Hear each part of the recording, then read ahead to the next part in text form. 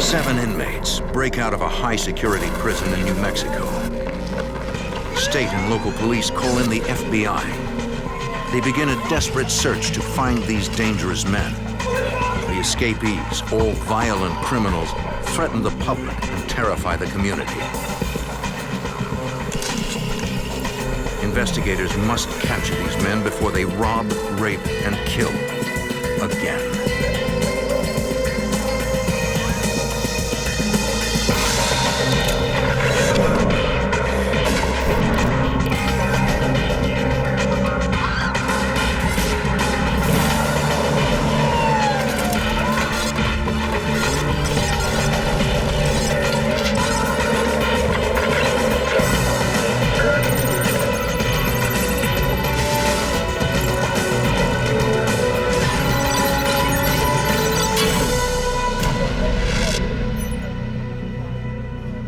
In 1987, the New Mexico Penitentiary housed hundreds of violent offenders, rapists, killers, men that juries put behind bars to protect society.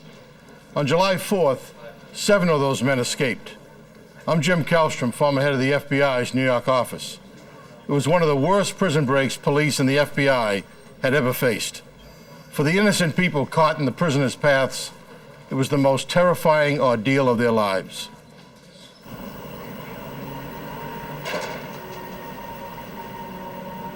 The North Unit at the Penitentiary of New Mexico outside Santa Fe is a Level 6 facility.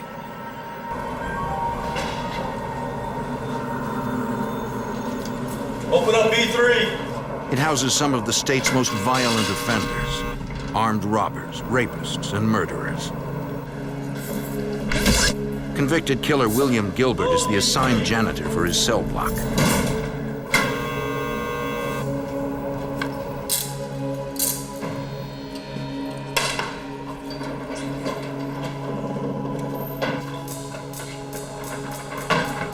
For Gilbert, July 4th, 1987 is Independence Day.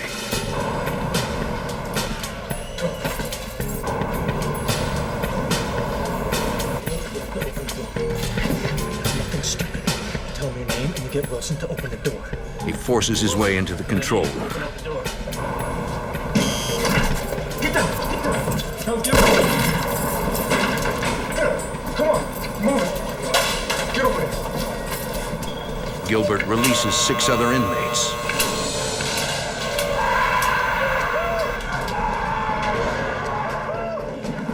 They join him in the control room.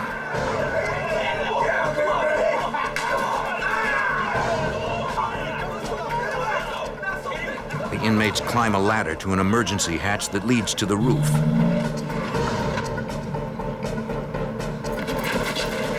They take one of the guards with them as a hostage. The inmates walk along the roof searching for an exit. They are looking for a spot where the perimeter fence meets the building entrance so they can jump to the ground.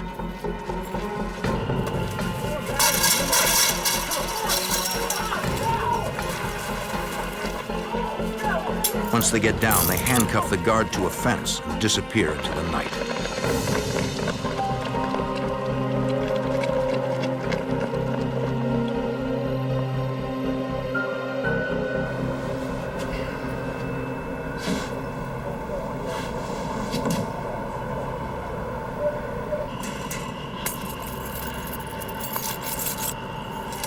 The guard quickly frees himself and goes for help.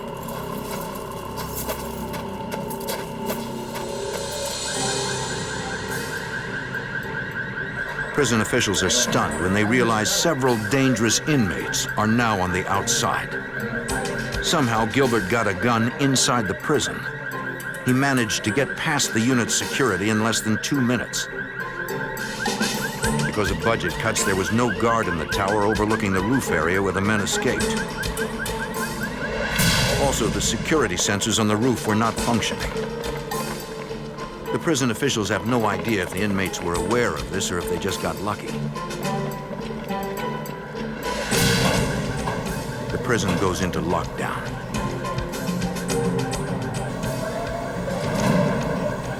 Officials begin a search of the immediate area around the prison. The escapees only have a 15-minute lead. The warden calls the New Mexico State Police. They want the roads sealed off and every officer on the lookout for the escaped convicts. Not certain how many escaped, guards conduct an emergency head count. They find 7 inmates are missing from the North facility, home to the prison's most dangerous inmates.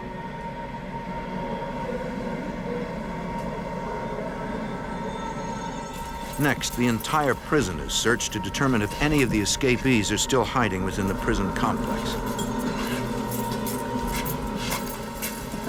The 7 men are nowhere to be found. Storage area is clear. Going to second location. Local police and sheriff's departments are given the inmates' descriptions and warned to be on the lookout. Prison officials brief investigators from the New Mexico State Police. Former Lieutenant Mark Radosevich. We have to develop an investigative plan, a public notification plan, and an apprehension plan, and they all have to be working simultaneously. If we fail to do them in an appropriate manner or in a timely manner, the results could be devastating. The prison is 14 miles from the heart of Santa Fe, and several residential areas are within a few miles of the complex. Investigators fear the inmates are desperate enough to resort to violence. The prison staff identifies the 7 escapees. William Gilbert is a 4-time killer. His death sentence was commuted to life in prison when New Mexico abolished the death penalty in 1986. James Kinslow is a serial rapist and killer. At the age of 22, he was sentenced to 3 life terms. David Gallegos is serving a sentence for armed robbery. Robert Davis is a former police officer turned armed robber. John Schmidt, Hector Torres, and Michael Romero are all violent criminals serving lengthy sentences. The New Mexico State Police assigned David Osuna as the case agent. Previous on him. And I could hear the other people from the Department of Corrections saying, oh no, it's Jimmy Kinslow. Oh no, it's William Gilbert. David Gallegos, probably the most notorious and dangerous individuals at the Penitentiary of New Mexico. Deputy Warden Keith Norwood. They're serving life sentences. What do they have to lose if they are outside the perimeter fence and within the community? They had nothing to lose.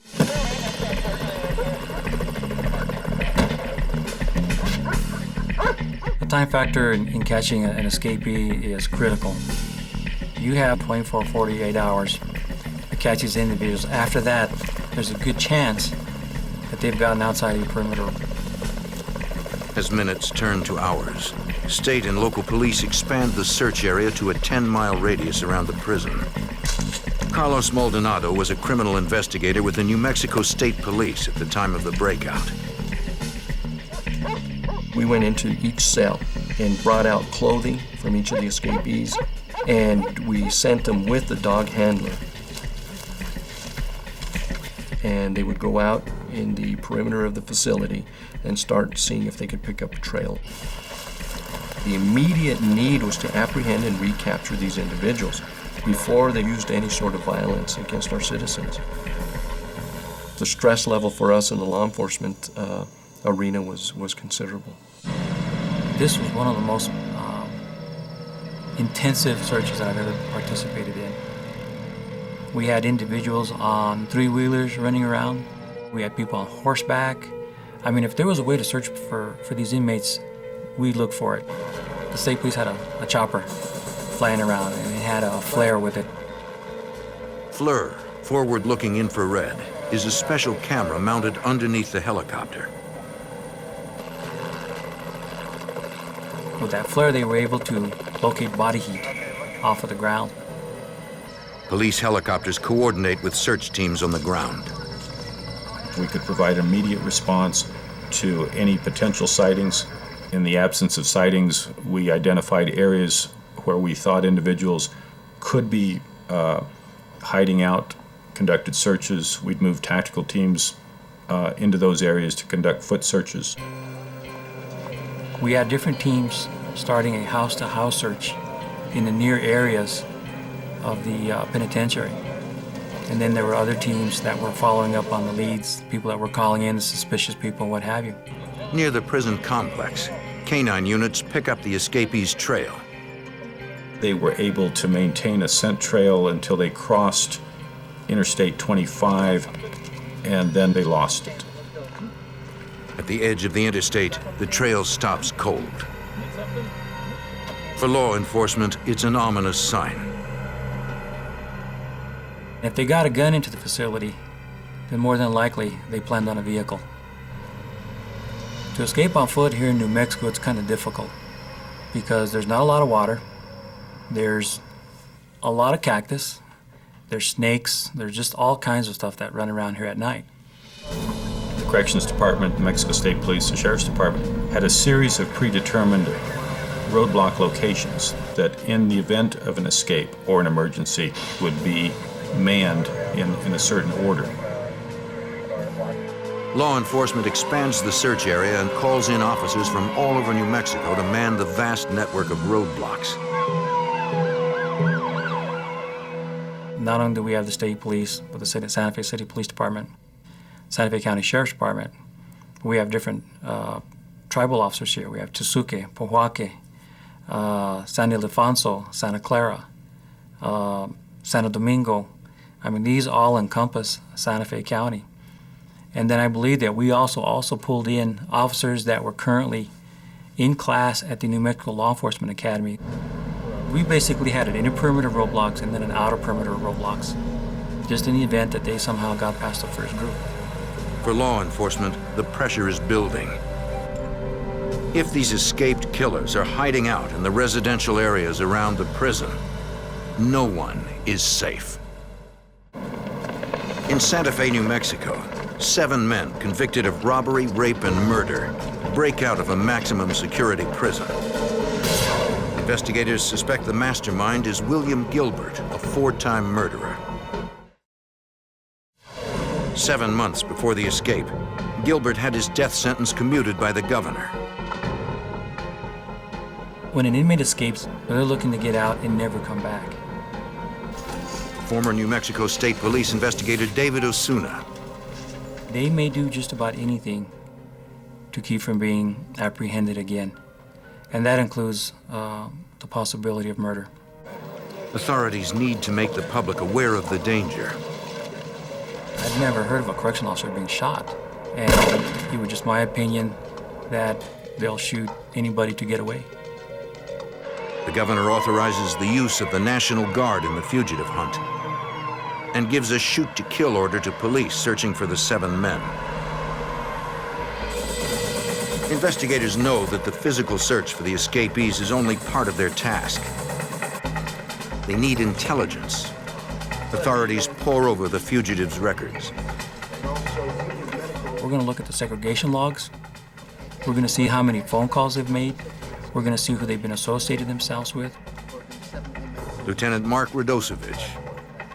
The institutions keep volumes of records. Anyone on a visiting list, anyone that's come into the institution, when individuals were moved from cells, where they went during the day, can all be located in one form or fashion. It takes time, but you can find those records. Right now, it seems the escaped inmates have every advantage. These people have time on their side in terms of planning and strategizing and putting these things together. Carlos Maldonado was a criminal investigator with the New Mexico State Police. But as we know, the best conceivable plans always have something going wrong. So we were hoping for that human element to present itself. Investigators believe at least one other person must have helped the inmates escape. The weapon that the inmate had, how did it get into the facility to begin with? Could there have been another accomplice that maybe was employed through the correctional facility? We didn't know, but we knew that the weapon gained or entered into the facility somehow. They also suspect someone close to the inmates must be helping them now, possibly family or friends. They're going to need to change their clothes. They're going to need food. They're going to need transportation. They're going to need a means to communicate. We have to know early on, if these inmates are going to contact somebody, who would it be? It doesn't take any sort of sophisticated analysis or evaluation to know that it's probably going to be family members that are going to step out on the limb and risk their own freedom to try to help out a loved one. That's kind of the common denominator, and one that we're going to look at immediately. Investigators compile extensive lists of people associated with the escapees. We wanted to know exactly who was visiting with who, and to find out if maybe if it's another inmate that they showed particular interest in, maybe they're family members. So we tried to expand that net as much as we could without depleting resources to the point where you reach the point of diminishing return. It's a huge undertaking. The FBI joins the search. Former special agent in charge of the Albuquerque FBI office, William Brannon. What we can do is any out-of-state leads that are developed as a result of this investigation, no matter where they are in the country, we can have an FBI agent on scene within an hour or two to conduct the interview or to gather the information.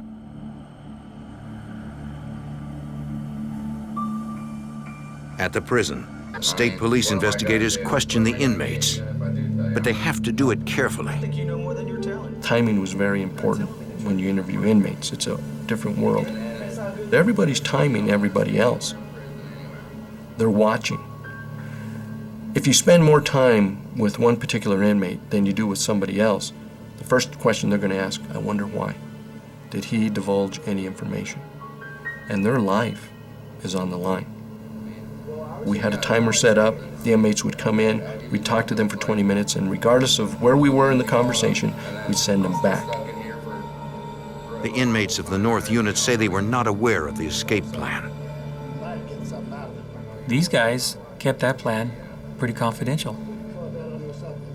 And for inmates not to know things what's going on, especially in their pod, that's pretty unusual. Investigators also question prison personnel. They learned that days before the breakout, guards confiscated copies of state police and prison radio codes from Robert Davis's cell. Hours after the escape, guards made another surprising discovery in Davis's cell. Aeronautical charts and maps of Mexico. Was that truly part of a plan to take a plane, to hijack a plane, to drive to Mexico? Or is it to send us off in a direction 180 degrees from where they're really at? We sent an officer over to the airport in Santa Fe. State police ask airport security to be on the lookout. Bob Davis, although he's an inmate at the facility, is a very intelligent individual. This was not an escape of opportunity. It was well planned. High-risk individuals. They were highly motivated.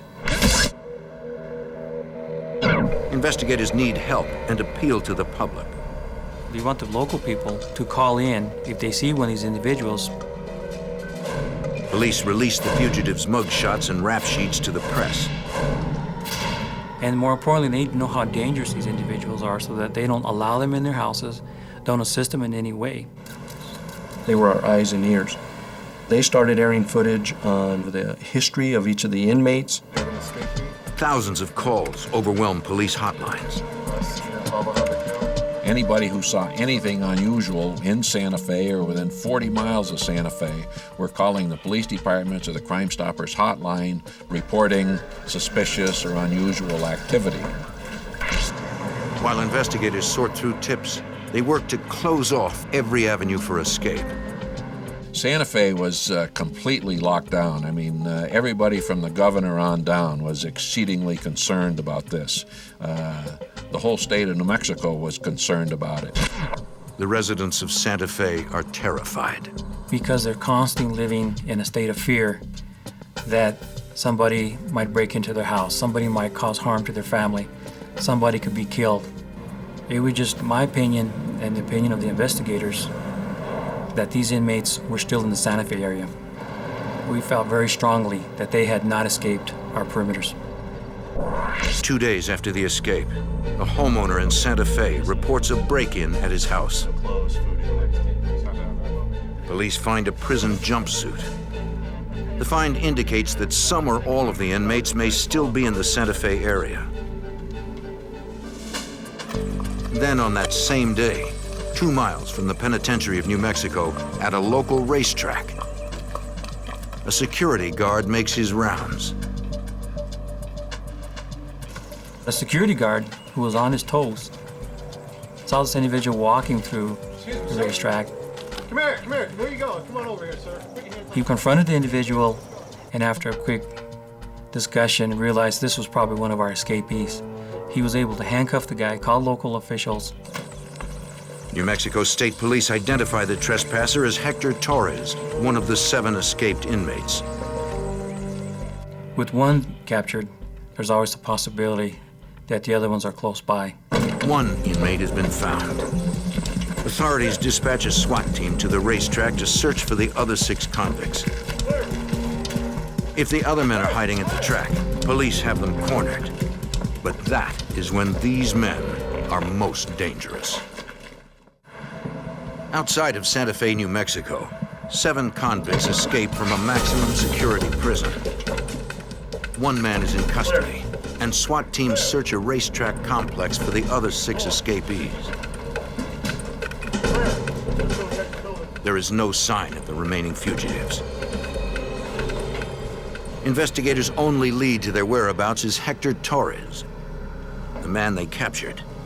Where are the rest of the guys? Carlos Maldonado was a criminal investigator with the New Mexico State Police. Tell me, you don't know where they're at? When we interviewed him, he said he walked for hours. Didn't know where he was going. Just continued walking and walking and walking. And he said, before I knew it, and he was so fatigued, he was tired, he wound up back at the penitentiary. I don't know. Torres claims he knew nothing about the escape before Gilbert opened his cell. There was no plan. He just knew that he was free for the moment and took advantage of that. No, I can't. You don't know where According to Torres, 4 inmates stuck together: Gilbert, Davis, Kinslow, and Gallegos. But the rest pretty much just scattered in different directions. Investigators suspect these 4 prisoners planned the escape. Gilbert only released Torres, Romero, and Schmidt to distract law enforcement. Former FBI Special Agent in charge, William Brannon. It was a pretty good thing to do as far as the ringleaders were concerned, because they would put these people loose and out there, and who didn't have a plan, who didn't know where they were going to go. This would certainly occupy law enforcement in running these individuals down. 3 days after the escape, police believe 6 of the inmates are still somewhere near the Santa Fe area. Armed robber Michael Romero and violent offender John Schmidt, 4-time murderer William Gilbert, armed robber and former cop Robert Davis, serial rapist James Kinslow, and robber David Gallegos. The men pose an incredible threat to the citizens in the area. There was no doubt in law enforcement mind that there were going to be home invasions, and that these people, they had to seek food, they had to seek shelter, and they had to seek transportation to get out of the area. On July 7th, authorities' worst fears are realized. In a suburb of Santa Fe, a teenager babysits her young cousin.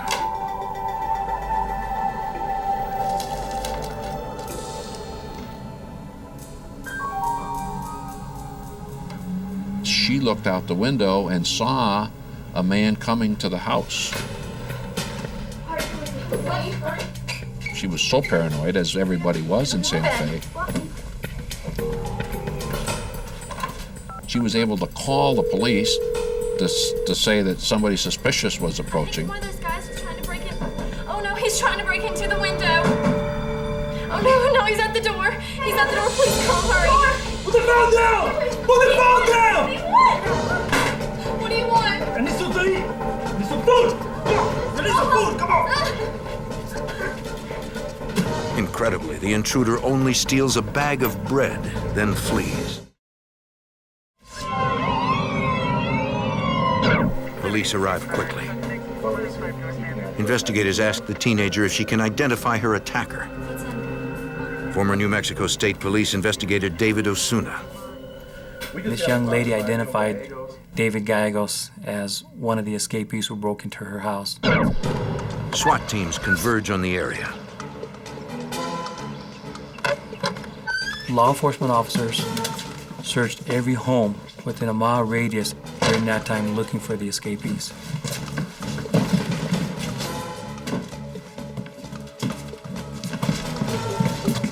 Gallegos and the other 5 fugitives are nowhere to be found. When you get a call like that, and the idea is that these inmates have broken into a home and they're taking clothes and food, that means they're trying to change their identity as an inmate. They're trying to mix in with the general public and maybe go to a restaurant or do whatever some of the local people do. But they're looking for a way to get out of the Santa Fe County area. Stay, please. The next day, there's another sighting. 85 miles south of Santa Fe, a highway patrol officer sees something strange on the back of a flatbed truck. When he pulls the truck over, You! Let me see your hands! a man is hiding on the back. Slowly down, slowly. Come on down. Hands up. Get on the ground. Get your hands out in front of you.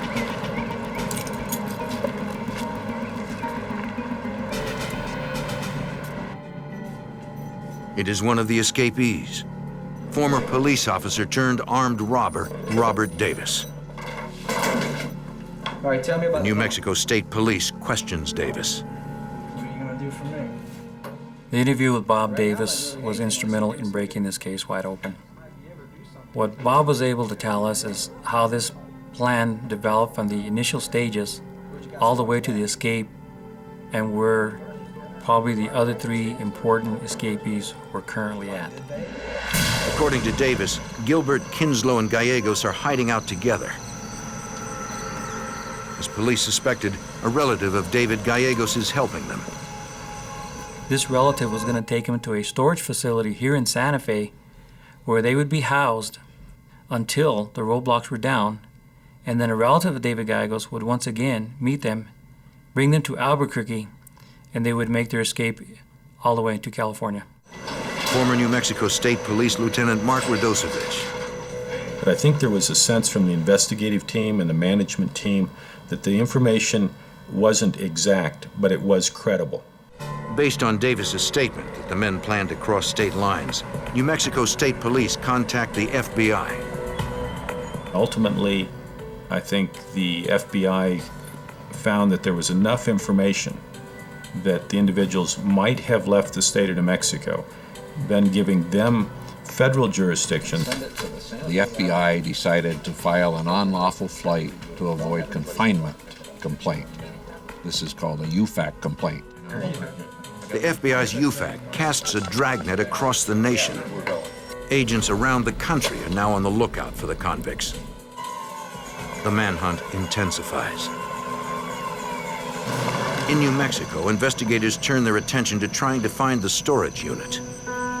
According to Davis, it was rented under a fake name and address. Agents and police searched the records of every storage facility near the airport in Santa Fe. They checked the names and addresses in the files, all of which are valid. Let me give you my card. You do see The fact that we couldn't find Gilbert, Kinslow, or Gallegos indicated to us that they probably had some type of help and somebody was hiding them in the Santa Fe area. Agents and state police trying to find out who is helping the fugitives investigate the people closest to them. The FBI tracked them down, found their locations, determined what type of people they were, whether or not they could have been involved in assisting the people in the prison break, and we eliminated a lot of these people as probably not having been involved, but we came up with a handful who we thought might have been involved, and among them was Gallegos' brother-in-law. The different agents, including myself, found themselves in Albuquerque a lot, interviewing members of the David Gallegos family. newspaper. According to Gallegos' brother-in-law, he has not been contacted by the fugitives. He has no idea where they are. Investigators suspect he is lying. Several more days go by. The roadblocks stay up. Hundreds of officers continue to search for the remaining 5 fugitives. Even if it's true that 3 of the escapees are on their way to California, 2 remain somewhere in the Santa Fe area. July 11th, 7 days since the breakout. A 17-year-old girl is house-sitting in an exclusive neighborhood. She has no idea she is not alone. 2 gunmen suddenly appear. They demand the teenager's car keys. Come on, you didn't hear nothing, you didn't see nothing. She notifies the Santa Fe police. As an officer responds to the scene, he spots 2 of the fugitives coming straight at him. 410 vehicle spotted in pursuit. The officer swerves just in time.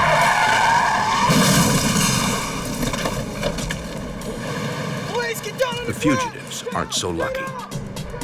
You would think that both of them would get hurt and injured because it was a good crash. It wasn't just like a little fender bender. Michael Romero is captured, but Schmidt is able to run from the scene.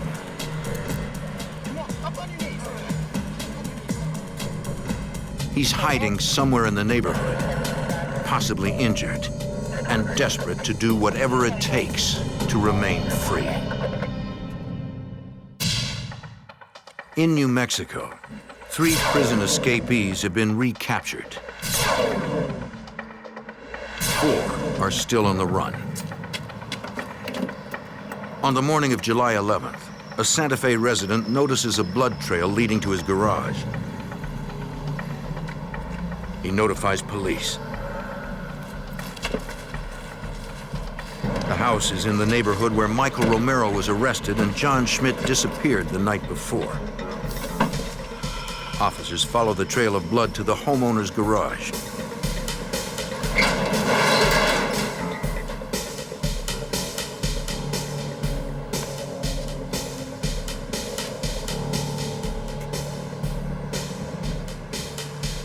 Put your hands where I can see them.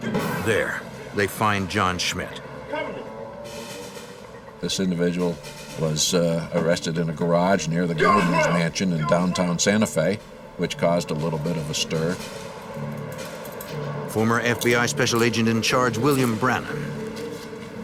After the first 4 individuals had been apprehended, the only people on the loose were Gilbert, Kinslow, and Gallegos. They are the 3 most dangerous escapees. 4-time murderer William Gilbert, serial rapist James Kinslow, and robber David Gallegos. But nearly 3 weeks after the escape, the investigators are running out of time and money. Not only had the main players not been caught, but now we were looking at a great expense in keeping these roadblocks up and using the manpower that were available. So finally, a command decision was made: pull the roadblocks. David Osuna of the New Mexico State Police questions Robert Davis again. Davis sticks to his story. He was insistent that they're here in Santa Fe and that they're at a storage shed. You know, and obviously, I believed him. Agents and police continue following the only lead they have. Please step behind the vehicle. They take another look at all the storage facilities in the Santa Fe area. We finally end up at this one storage facility off of Airport Road. All right, ready? Let's go. Now. Nothing. At this facility, investigators find that several people occupied one of the units for an extended period of time. Nothing. I didn't see anything.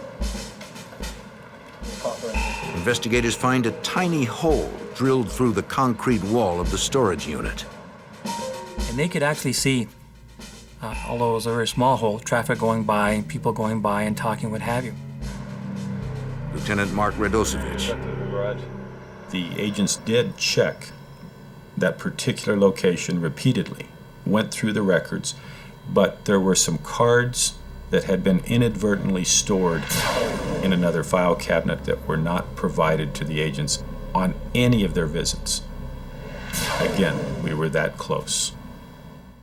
The discovery of the storage unit confirms the agent's suspicions that the fugitives are receiving outside help. We felt that someone had to have contact with that group. Investigators surveil the remaining fugitives' family members. Former New Mexico State Police criminal investigator Carlos Maldonado. We use a technique where it's not aggressive, but it's obvious surveillance.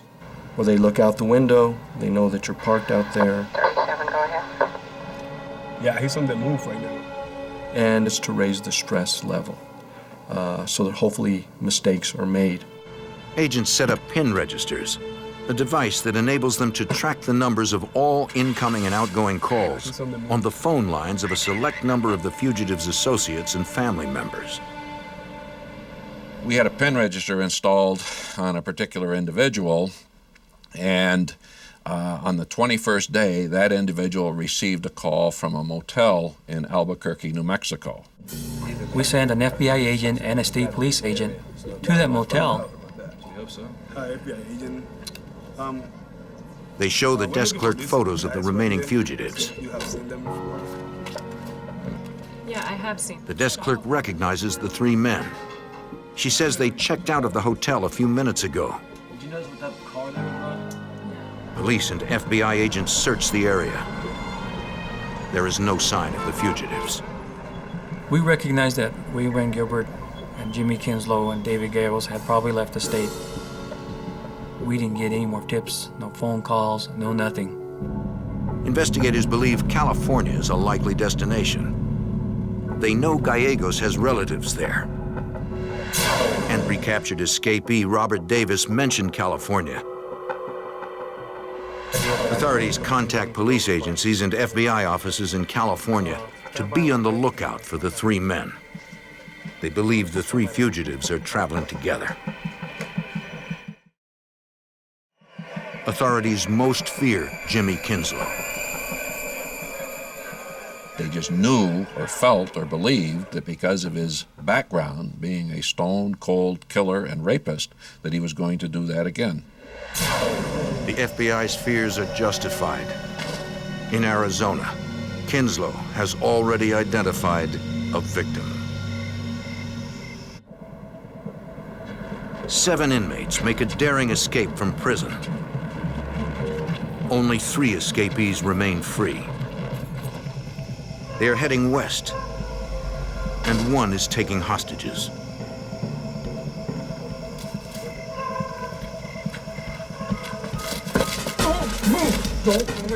Convicted murderer and rapist Jimmy Kinslow forces his way into an Arizona home. Don't move! You move, I'll tell you right now! He demands to know if there are any guns inside. Don't move! Former FBI Special Agent in charge, William Brannon. He obtained several handguns, a shotgun, and I believe 4 rifles. So now he's very highly armed. He forces the entire family into the car.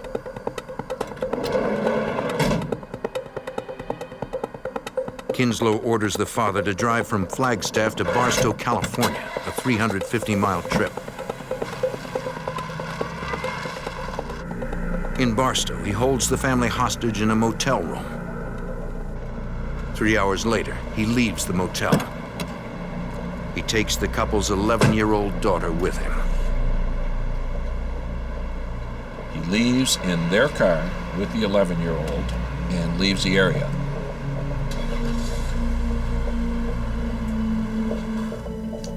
The mother and father are able to free themselves from their being tied up.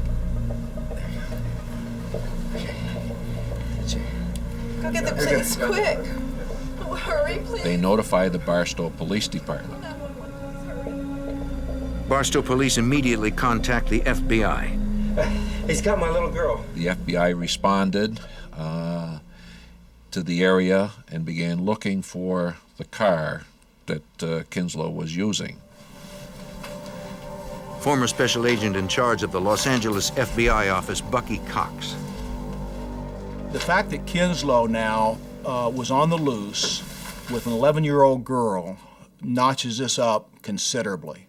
There is no type of case in law enforcement that gets law enforcement's attention more than the possible harm to a child.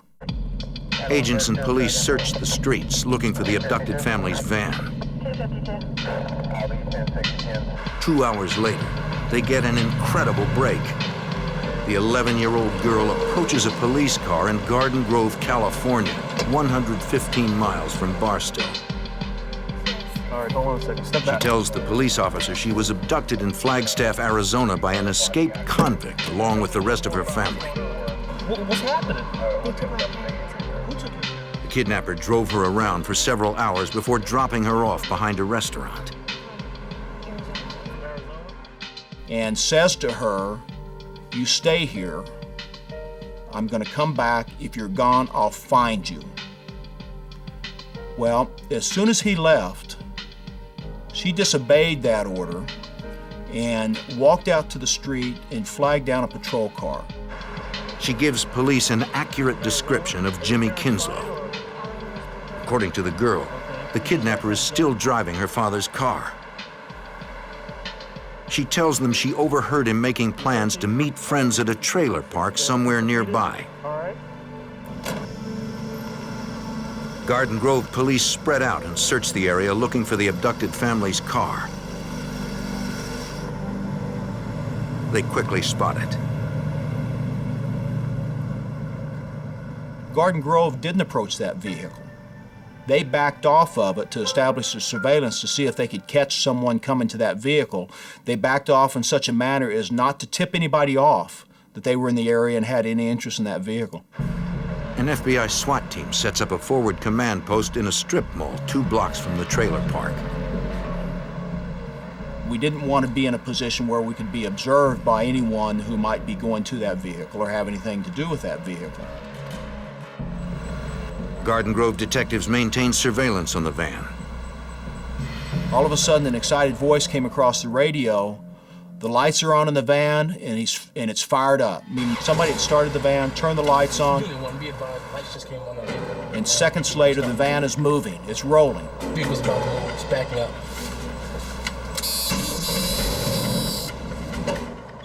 They pull out in pursuit. Investigators thought the vehicle was empty. Apparently, Kinslow was inside all along. The convicted murderer and rapist is finally in their sights. The FBI had to make a decision. Did they want to follow the car, see where it took them to try to capture Gilbert and Gallegos, or should they immediately arrest Kinslow? They made the absolute correct decision and decided to immediately take down Kinslow. FBI agents and Garden Grove police converge on all 4 sides of the vehicle. He's got a van in front of him. He's got FBI behind him. I think there's a Garden Grove patrol car behind him. I'm actually coming the opposite way and turn in towards the side, so he has no place to go at this point. Kinslow is outmanned and outgunned. But police fear this ruthless murderer will not go down without a fight. In Garden Grove, California, agents and police have dangerous fugitive Jimmy Kinslow cornered. Investigators fear they are in for a fight. Let me see your hand! Let me see your hand! Jimmy Kinslow finally gives up. Get out! All right, down! One more! Get out! You have the right to remain silent. Everything you say can and will be used against you in a court of law. You have the right to have an attorney. You can't afford one. One will be appointed to you.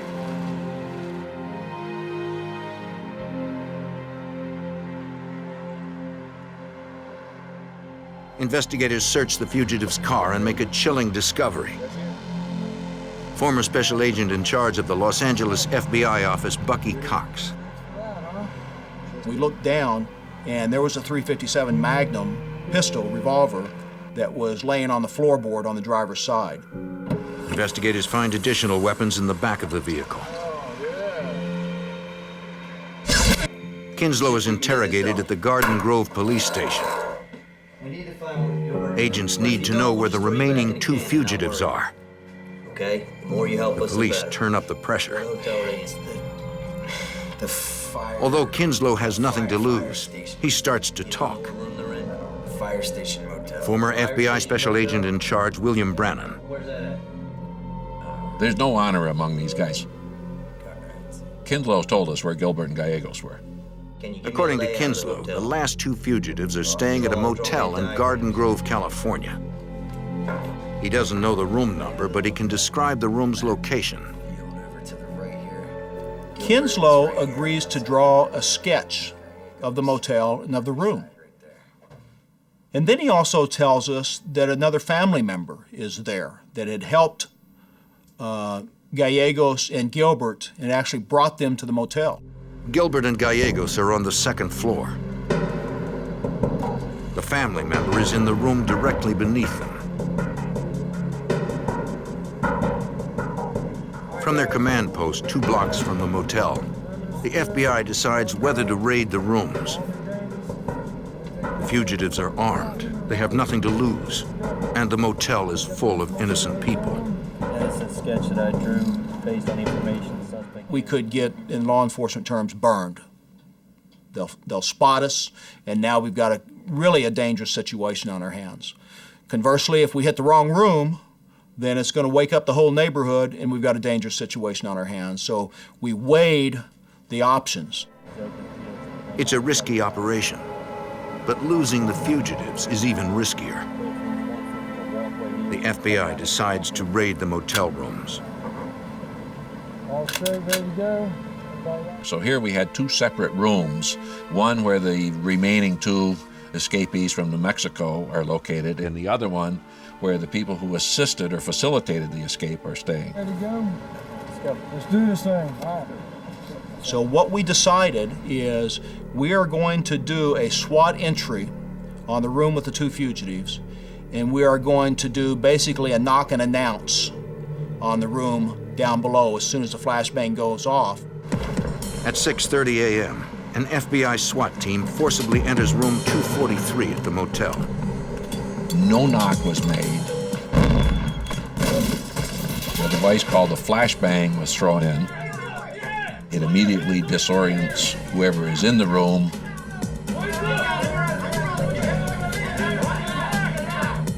William Gilbert and David Gallegos are quickly taken into custody. Don't move! Inside the motel room, agents find 2 sawed-off shotguns and a revolver, along with a large quantity of ammunition. I think once these 3 individuals got to the motel, they probably figured that they had pulled it off and that they were going to get off scot-free. But not so, because technology and law enforcement caught up with them. All 7 fugitives are finally back in custody.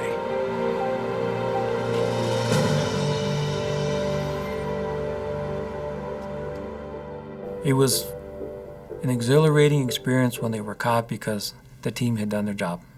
It was great. On July 31st, 27 days after the escape, the last of the fugitives are returned to the penitentiary of New Mexico. Their breakout had been months in planning. To this day, no one knows how Gilbert got a gun inside the prison. After the escape, New Mexico built a new prison with more modern security features. Thanks to the hard work of the New Mexico law enforcement agencies and the FBI, Michael Romero, Robert Davis, John Schmidt, and Hector Torres face additional charges. William Gilbert, Jimmy Kinslow, and David Gallegos will spend the rest of their lives in prison.